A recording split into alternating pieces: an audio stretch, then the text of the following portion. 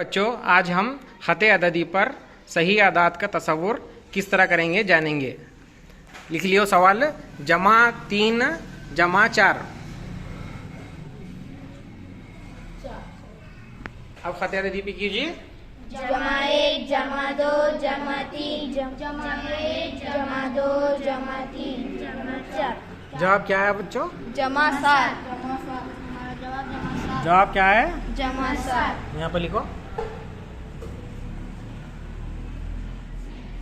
ہاں very good. اب دوسرا سوال لکھ لو. جمع 5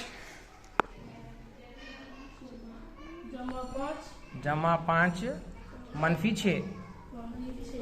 جمع 5 منفی 6. اب ایک ساتھ پہلے جمع 5 لیو خط عددی پر. جمع 1 جمع 2 جمع 3 جمع 4 جمع 5. اب منفی 6 تو ہم ریورس دیں گے. اب بولو منفی 1 منفی 1 منفی 2 منفی 3 منفی 4 منفی 5 منفی 6. کیا ہے جواب؟ جواب منفی 1. جواب کتنا آیا ہے؟ منفی 1. لکھو.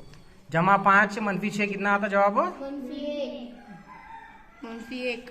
منفی 1. Very good.